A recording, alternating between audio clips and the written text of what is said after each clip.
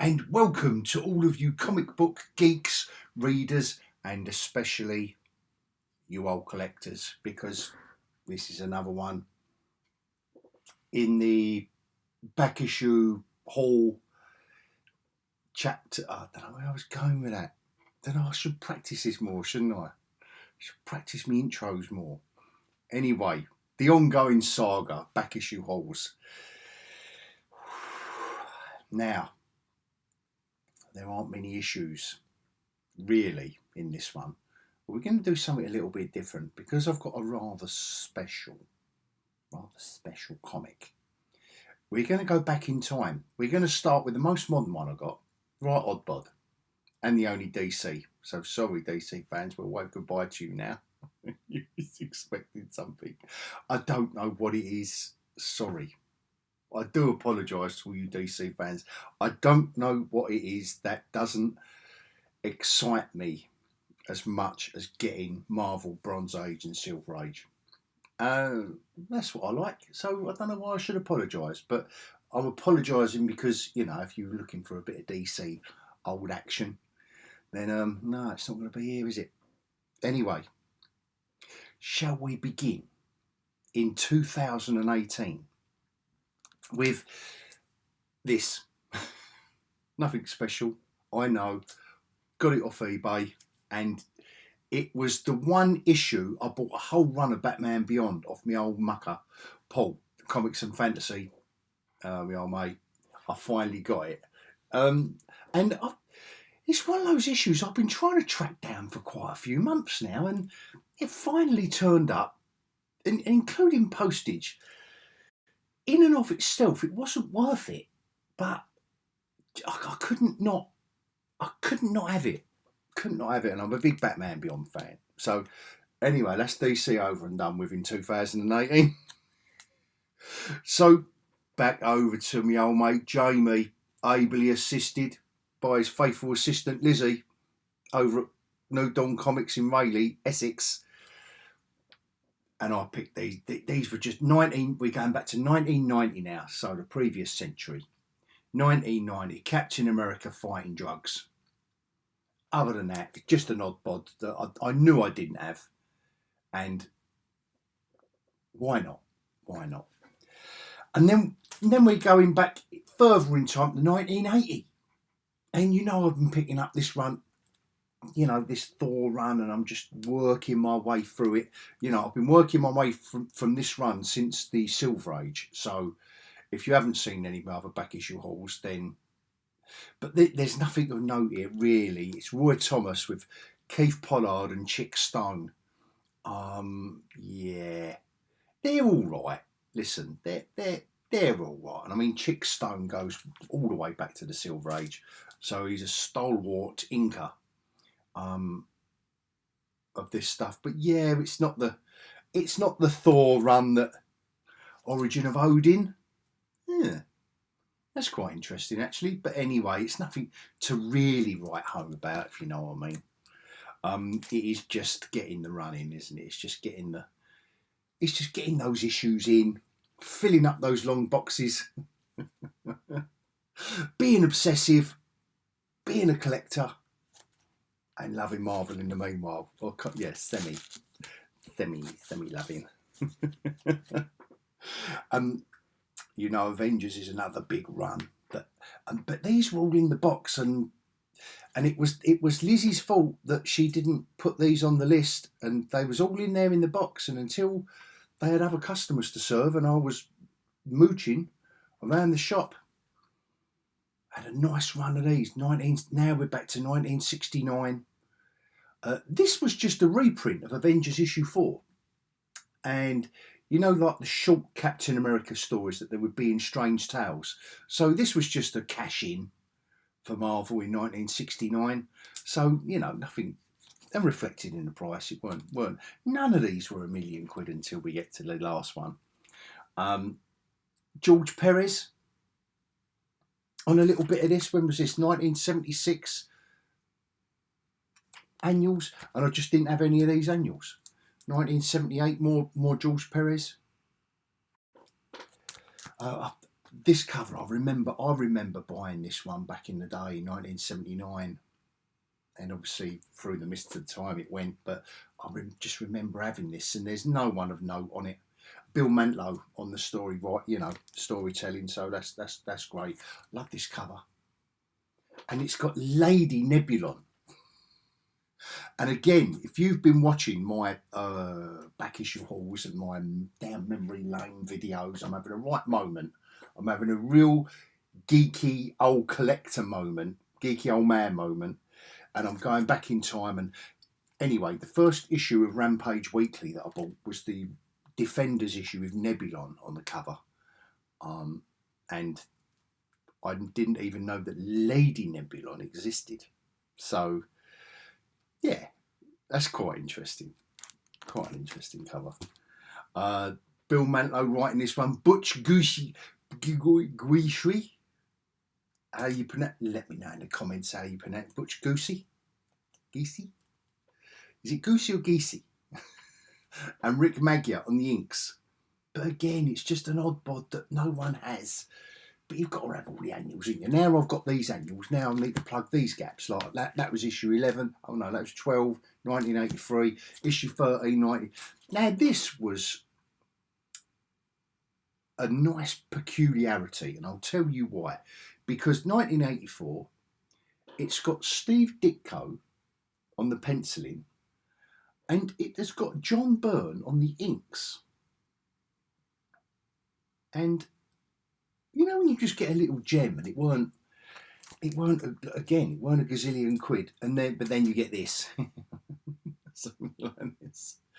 Oh yes, Marvel we're in the 90s now, aren't we? Yeah, we're 1992. The only thing this stands out for is some early Dan Panosian artwork when he was still a bit of an image clone in this classic 90s, you know, that horrible style that everyone was trying to be a cross between Jim Lee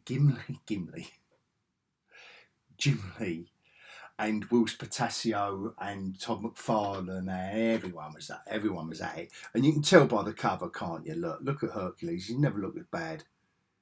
And I'm a big Hercules fan.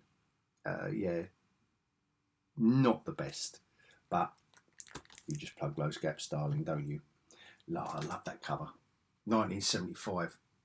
This is the conclusion of the Kang War that would have been going on in Avengers at the time. Steve Englehart, Roy Thomas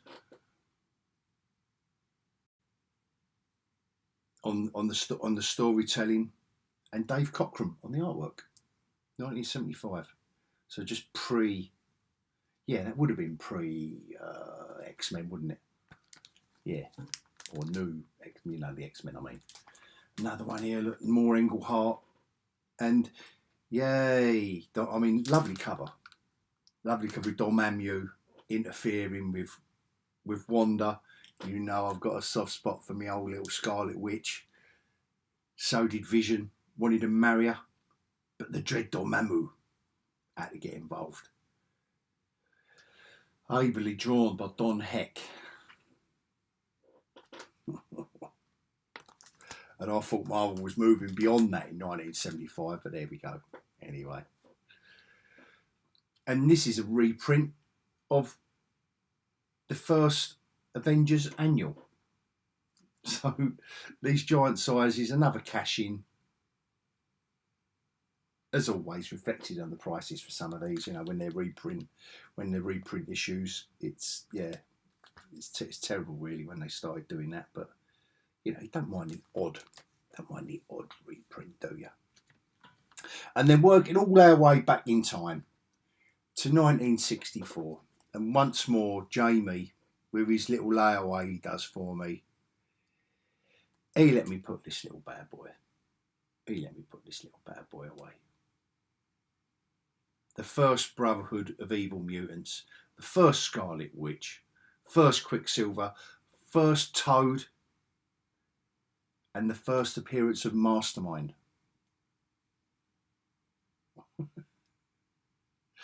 Obviously Lee Kirby.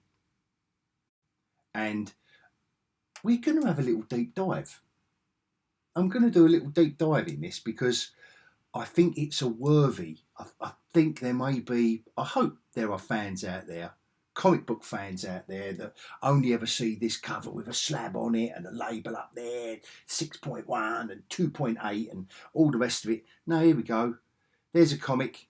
Do you know what? I've had this out of the sleeve and I've thumbed it, read it, looked at it, stared at it, touched it. Yep, got my fingerprints all over it. All right, and I'm gonna. Do you know what? I'm gonna open it up, and I'm gonna show you the gloriousness of early Silver Age Marvel, and how awesome it was. So anyway, something a little bit different. Hope you enjoy. You can bail out now if you've seen it before, and I will still love you. And if you're a sexy subscriber, I will still love you even more. But if you want to stay with me for a little bit of that, I think I'll put my little scroll in the middle of that, and then join me for a little deep dive of a major key. When we talk about key issues, sometimes we do lose track of, and I know I talk about Jamie and his labels, first cover appearance of a character and second advert advertising the origin of this, there are key issues and there are key issues. The first Brotherhood of Evil Mutants and my old favourite Scarlet Witch, bless her. Look, just in green for the cover. I don't know why Marvel gave her different coloured outfits for the covers. Didn't quite get the colouring right to the early 70s when she was in Avengers, to be fair. Anyway, join me after my little scroll if you fancy just a little look at some gorgeous Lee Kirby.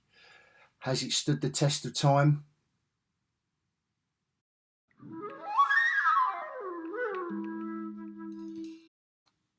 Okay, guys. So come on, little deep dive on a beautiful key issue, and you obviously understand by now how excited I am. First Brotherhood of Evil Mutants. There's my little darling, the Scarlet Witch, not looking very scarlet. That's probably a new outfit. Still got red hair, I suppose. Toad, Mastermind, Quicksilver, and obviously Magneto. So we owe 1964. Come on, this is where it's at, and this is back when they were the most unusual teenagers of all time, and they're in the danger room, which would become. It's amazing how much is in this issue 4. So we're 4 issues in to the X-Men, and how much is in here that will resonate throughout years and years and years of this comic book and these characters. So here's the danger room. Here's Iceman being the cocky youngster. Here's Angel being the arrogant youngster. Oh, and here she is. Here's our girl. Mastermind is leching on Scarlet Witch. Get your hands off her, Mastermind. Very basic stuff from Jack, but he was doing 3 or 4 comics a month, weren't he, at the time? Look, here's 2 more he was doing. Oh, look, Avengers 4. Yes, I've got my eye on you. One day. But anyway, Jack obviously couldn't put everything into it, but look what he does do. So we're introduced to the Brotherhood of Evil Mutants. Magneto has taken over a ship with cannons, an ex World War II ship, to take over. A little bit of an origin of Scarlet Witch, which is nice. Look at how much they cram in. What Lee and Kirby were cramming into one comic in 1964. This would be the origin of Scarlet Witch and her brother Quicksilver. Magneto saving them from her village in Eastern Europe, your village in the heart of Europe, right? The superstitious villagers overtaking a World War II Navy ship to overtake a country in South America. This is the mastermind casting an illusion. But within 2 pages, Magneto has got real people dressed up as in mastermind's outfits. This would take easily a year. I would say maybe even 2 now in comic books now. But obviously it is heavy on text. Nevertheless, I loved it. Absolutely loved it. Wonder if anyone ever got that reward. Anyway, here's all our X-Men in action.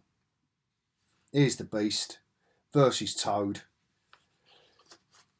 Mastermind casts a spell and he slips down. Here's Angel fending off the soldiers. Quicksilver takes him out. And like I say, it's all classic stuff. You've got Danger Room. You've got there was a moment earlier on that we need to go back to, and it was to celebrate 1 year of X-Men. And Cyclops was carving up the birthday cake for Jean, carving a slice. Oh look. And it looks like she's got her hand on his shoulder. So it's all happening in issue 4. Yeah, the sexual tension is in the air.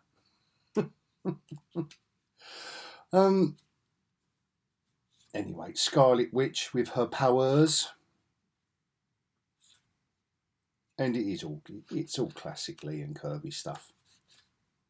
But building. Constantly building. Look, 2 more. Well, no, actually not that one. That's Ditko, wasn't it? But was Kirby on that one? It doesn't look like. Does it look like he was? Let me know in the comments. Fantastic Four 25. I think it would have been Lee and Kirby. And look at this vision of Professor X. I just think that's a lovely panel. And then you've just got all the classic stuff here. Magneto hurling metal stuff at our X-Men. Look, this is the team, isn't it? This is the team we know and love. And Jean back in the day, Scarlet Witch back in the day. Look, lovely stuff. It is lovely stuff, and you do look at it through rose tinted glasses because it is a 1964 comic. You know, you couldn't get away with all this now. No way. But these were the formative years. Definitely. And at the end of it, is he dead? Professor X dies in issue 4? No, something terrible's happened to Professor X. No, we shall not fail him. We must prove worthy of our training. Look, our 5 X-Men. Look, count them. 5 X-Men. Let me know in the comments if you actually know how many X-Men there are now. Please, I would love to know how many X-Men there are now. There's more than 5 comics, let alone 5 characters. Anyway, there's our little Scarlet Witch again, bless her. A lovely little Scarlet Witch. Anyway, I hope you enjoyed that. That little trip down memory lane for it is a major key. First Brotherhood and the first of all these characters. So apart from Magneto, obviously he was in issue 1, wasn't he? So hope you enjoyed that. If you followed me this far, thank you very much. I know that's a new edition, but I thought it might be of interest. Let me know if you did enjoy it, and then I may do more when I pick up other keys or rare issues and stuff. And until next time, I will bid you all adios.